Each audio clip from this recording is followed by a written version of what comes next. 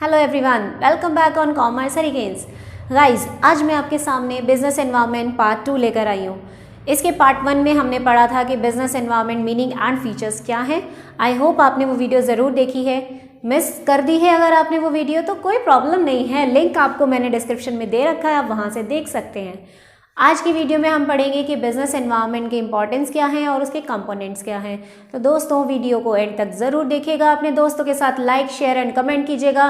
अगर वीडियो पसंद आए तो दोस्तों चैनल को सब्सक्राइब भी कर दीजिएगा, साथ ही साथ बेल आइकन को दबा देना ताकि जैसे ही मेरी वीडियो ऑनलाइन आए आपको उसका नोटिफिकेशन सबसे पहले मिले। और हाँ दोस्तों, एक बात बता दूँ, ये सब्सक्राइब बिल्कुल फ्री है, आपसे इसके लिए कोई चार्ज नहीं लिया जाएगा। तो चलिए स्टार्ट करते हैं आपका टाइम वेस्ट किए बिना आज का concept. Let's have a look over the importance of business environment, which means कि बिजनेस एनवायरनमेंट को स्टडी करना हमारे लिए ज़रूरी क्यों है। First point is first mover advantage. इसका मतलब होता है कि अगर आप एनवायरनमेंट पे कॉन्टिन्यूसली नज़र रखते हैं और उसमें होने वाले चेंजेस के बारे में आपको पता रहता है तो आप सबसे पहले उसका बेनिफिट उठा सकते हो। इससे पहले कि किसी और को पता चले उस चीज़ का बेनिफिट आप उठा लेते हैं। जैसे कि एक एग्जाम्पल लेते हैं, सपोज़ मैं बिज़नेस ओपन करना चाहती हूँ मगर मुझे डिसाइड नहीं हो पाया है कि किस चीज़ का बिज़नेस खोलना चाहिए। मैंने एनवायरनमेंट को स्टडी किया और मुझे पता लगा कि मोस्टली लोग ऐसे हैं जो कि वर्किंग है और अपना फूड अफोर्ड नहीं कर पा रहे, मतलब खाना घर पे बनाना नहीं हो पा रहा है क्योंकि बहुत देर रात तक उन्हें काम करना पड़ता है। तो ऐसी कंडीशन में मेरे पास एक पॉइंट आ जाता है कि क्यों ना मैं एक रेस्टोरेंट ओपन कर लूँ जो हेल्दी फूड प्रोवाइड करे या टिफ़िन सर्विस प्रोवाइड करे, जिससे कि लोगों की डिमांड पूरी हो जाए और मेरा बेनिफिट भी हो। तो हम अगर ऐसा करते हैं तो वो होता है first mover advantage. Next point is warning signal. Business environment को स्टडी करने से सिर्फ अपॉर्चुनिटी का ही नहीं बल्कि थ्रेट्स का भी पता चलता है। थ्रेट का मतलब कोई ऐसी चीज़ जो आपके बिजनेस को हार्म पहुंचा सकती है। सपोज करते हैं कि आप एलईडी टीवी बनाते हैं, ठीक है। अब अचानक से मार्केट में एक नया प्रोडक्ट आता है जो एलईडी से भी बेटर फीचर्स दे रहा है और एलईडी से भी बेटर क्वालिटी दे रहा है, तो ऑब्वियसली कस्टमर तो उसी चीज़ की तरफ अट्रैक्ट होगा। अब ये आपके लिए एक वार्निंग की तरह है कि अगर आपने अपनी पॉलिसीज़ को चेंज नहीं किया, टेक्नोलॉजी को चेंज नहीं किया, तो आपके प्रोडक्ट को कोई परचेज नहीं करेगा क्योंकि कस्टमर्स अब नए प्रोडक्ट की तरफ जा रहे हैं। और आपको ये बात तभी पता चलेगी जब आप एनवायरनमेंट पर नज़र रखेंगे, अदरवाइज आप आइडल बैठे रहेंगे और आपको कुछ पता ही नहीं चलेगा कि मार्केट में क्या चल रहा है, राइट। तो ये हमें वार्निंग सिग्नल देता है। Next is tapping useful resources, which means company में दो तरह के रिसोर्सेज हैं, मटीरियल एंड ह्यूमन। दोनों रिसोर्सेज को आप अच्छी तरह से तभी यूज़ कर सकते हैं जब आपको पता हो कि आप मार्केट में क्या चीज़ प्रोवाइड करना चाहते हैं, क्योंकि एनवायरनमेंट लगातार चेंज होता रहता है, कस्टमर की नीड और डिमांड चेंज होती है।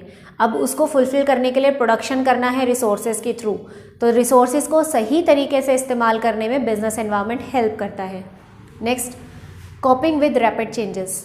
इसका मतलब क्या होता है कि मार्केट में आने वाले चेंजेस के साथ लगातार कोऑप करते रहिए, अदरवाइज आप पीछे रह जाएंगे और कंपटीटर आगे निकल जाएगा। जैसे कि पहले क्या था कि कैलकुलेशंस के लिए हम कैलकुलेटर्स यूज़ करते थे, उसके बाद कंप्यूटर्स आ गए, उसके बाद हमारा लैपटॉप्स आ गए और भी बहुत सारे गैजेट्स हैं जिनसे हम कैलकुलेशन कर सकते हैं। तो अगर आप आज भी वही पुराने टेक्निक्स के थ्रू कैलकुलेशंस कर रहे हैं या कैलकुलेशन के गैजेट्स प्रोवाइड कर रहे हैं, then nobody will buy your product, क्योंकि मार्केट में न्यू न्यू चीज़ें आ रही हैं तो कस्टमर तो उसी की तरफ भागेगा। और आप अपने एनवायरनमेंट के साथ अपने आप को चेंज नहीं कर रहे, आप तो कह रहे हो नहीं मैं तो यही चीज़ बेचूंगा, तो ऐसे तो काम नहीं चलता है। इसका मतलब आप अपने एनवायरनमेंट के साथ कोऑप नहीं कर रहे। एनवायरनमेंट के साथ कोऑप करिए, तभी आप अच्छा सक्सेस पा सकेंगे। Next is assisting in planning and policy formation. Business को कैसे चलाना है इसके लिए बहुत सारी प्लानिंग करनी पड़ती है, पॉलिसीज़ बनानी पड़ती हैं, और ये आप तभी कर पाओगे जब आप एनवायरनमेंट पर नज़र रखोगे, अपने कॉम्पिटिटर्स पर नज़र रखोगे। अदरवाइज़ आपको क्या पता चलेगा कि एनवायरनमेंट में क्या चीज़ आ रही है और क्या चीज़ का ट्रेंड है, ठीक है। तो हमें नज़र रखनी चाहिए एनवायरनमेंट पर ताकि हम पॉलिसीज़ को फ्रेम कर सकें। Next point is improvement in performance. ये आपकी परफॉर्मेंस को इम्प्रूव करता है, क्योंकि अगर आप कॉम्पिटिटर के साथ कंपटीशन कर रहे हैं तो ऑब्वियसली आपको अपने प्रोडक्ट में चेंजेस लाने पड़ेंगे। अदरवाइज़ क्या होगा कि कॉम्पिटिटर न्यू प्रोडक्ट लेकर आ रहा है, न्यू टेक्नोलॉजी के साथ सस्ते दामों पर प्रोडक्ट ला रहा है, तो ऑब्वियसली कस्टमर उसी की तरफ अट्रैक्ट होगा। और आप वैसे ही आइडल बैठे हैं और आप अपने कंपटीशन को फेस नहीं कर रहे हैं तो धीरे धीरे आपका बिजनेस डाउन चला जाएगा। तो तो अगर आप बिज़नेस की ग्रोथ चाहते हैं तो एनवायरनमेंट को कॉन्टिन्यूसली स्टडी करना ज़रूरी है, नज़र रखनी पड़ती है अपने आसपास के लोगों पर, ताकि हम अपने पॉलिसीज़ को उसके अकॉर्डिंग चेंज कर सकें। ठीक है, तो ये हमें मदद करता है, और जब हम अपने अंदर चेंजेस लाएंगे, टेक्नोलॉजी में चेंजेस लाएंगे, तो ये हमें इम्प्रूवमेंट में मदद करेगा। अब हम मूव ऑन करते हैं नेक्स्ट टॉपिक की तरफ, that is components of business environment. मतलब बिजनेस एनवायरनमेंट के जो फैक्टर्स हैं उनको हमने ब्रॉडली 2 कैटेगरीज में बांटा है, internal environment and external environment. Internal environment के अंदर वो फैक्टर्स आते हैं जो कंपनी के कंट्रोल में होते हैं, और ये फैक्टर्स कंपनी के अंदर प्रेजेंट होते हैं। ठीक है, so first of all is objectives. देखिए, कंपनी के 2 तरह के ऑब्जेक्टिव हो सकते हैं कि वो प्रॉफिट मेक करना चाहती है या वो सोशल वर्क करना चाहती है। अगर आप ज़्यादा प्रॉफिट्स कमाना चाहते हो तो आपकी जो ऑब्जेक्टिव्स हैं, जो आपकी प्रोडक्शन टेक्निक्स हैं, सेल टेक्निक है, वो उसके अकॉर्डिंग होंगी। और अगर आप सोशल ऑब्जेक्टिव करना चाहते हो तो ऑब्वियसली आप चीप रेट पर अच्छी क्वालिटी देंगे, क्योंकि आपका काम सोशल वर्क करना है। तो आप क्या करना चाहते हैं ये टोटली डिपेंड करता है कंपनी पर, इसीलिए इसको इंटरनल एनवायरनमेंट में डाला गया है। Next is policies. Different companies की डिफरेंट पॉलिसीज़ होती हैं। लाइक कोई कहता है हम तो कैश पे सेल करेंगे, कोई कहता है हम कैश और क्रेडिट दोनों पर करेंगे। तो किस तरह की पॉलिसी आपको अडॉप्ट करनी है ये आपके खुद के हाथ में है, इसीलिए ये इंटरनल एनवायरनमेंट में आता है। Next is production method. Production method के लिए there are 2 types, capital intensive method और labour intensive method. Capital intensive का मतलब होता है कि जब आप मशीन्स का इस्तेमाल ज़्यादा करते हो, मशीन्स के थ्रू प्रोडक्शन करते हो, और लेबर इंटेंसिव का मतलब होता है जब आप लेबर के थ्रू प्रोडक्शन ज़्यादा करते हो। तो किस तरीके से आपने प्रोडक्शन करना है, it's totally up to you, so that's why it is internal environment. Next is production capacity. आप कितने लेवल का प्रोडक्शन करना चाहते हैं, मतलब लार्ज स्केल पर करना चाहते हैं या स्मॉल स्केल पर करना है, कितना प्रोडक्शन करना है ये भी आपके अपने ऊपर है, आप खुद डिसाइड करेंगे, इसीलिए ये इंटरनल एनवायरनमेंट में आता है। Next is organisation structure.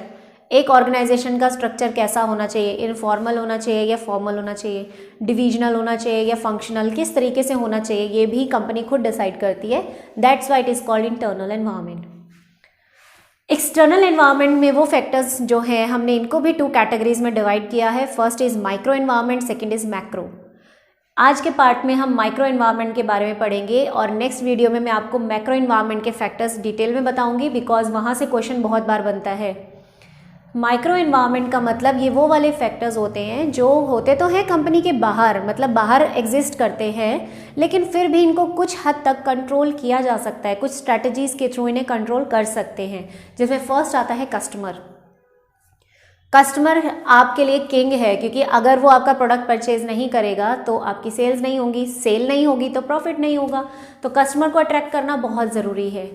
अब अगर आप सिंगल कस्टमर के साथ डील कर रहे हैं तो आपको नुकसान हो सकता है। लाइक आप एक ऐसा प्रोडक्शन बना रहे हैं जो कि सिर्फ गवर्नमेंट ही खरीदती है। लाइक आप ट्रेन के डिब्बे बनाते हैं या ट्रेन के ट्रैक्स बनाने का, रेलवे ट्रैक्स बनाने का काम है आपका। आपको गवर्नमेंट ने ऑर्डर दिया, आपने प्रोडक्शन उसके अकॉर्डिंग कर लिया, लेकिन बाद में किसी वजह से गवर्नमेंट आपका ऑर्डर कैंसिल करती है तो आपको हैवी लॉस उठाना पड़ेगा, क्योंकि आप वो चीज़ किसी और को नहीं बेच सकते। ट्रेन के डिब्बे आप और मैं तो नहीं खरीदेंगे ऑब्वियसली, ये तो सिर्फ गवर्नमेंट का ही काम है ना। तो इसका मतलब अगर आप एक से ज़्यादा कस्टमर्स के साथ डील करेंगे तो आपके लिए बेनिफिशियल रहेगा। तो ये आप ही के हाथ में है कि किस तरह का प्रोडक्ट बना रहा है और किस तरह के कस्टमर्स को अट्रैक्ट करना है। Next is supplier. सप्लायर भी इसी तरीके से, अगर आप 1 या 2 ही सप्लायर के साथ डील कर रहे हो तो आपके लिए प्रॉब्लम हो सकती है, क्योंकि सपोज करते हैं सप्लायर से किसी बात पे आपकी अनबन हो जाती है और वो टाइम पर आपका आपको माल सप्लाई नहीं करता, तो आप प्रोडक्शन कैसे करेंगे? प्रोडक्शन नहीं होगा तो सेल्स नहीं होगी।